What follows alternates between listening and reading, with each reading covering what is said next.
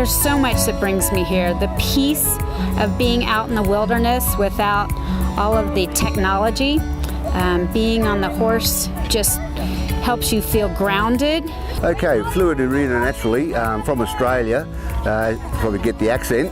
I live in New Jersey. I grew up in Indiana, and I am here on the cattle drive with my childhood friend since I was 5 years old from Richmond, Indiana. Everything is just absolutely mind-blowing.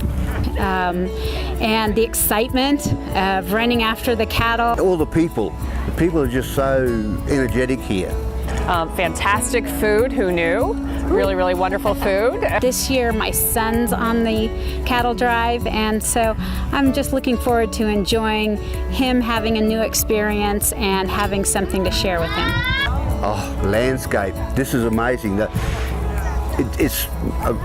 vastness of colours compared to Australia is immense. I've never seen so many intricate colours. Super excited. I didn't have a lot of experience with horseback riding, but so far so fabulous. Home in Australia, it's boring.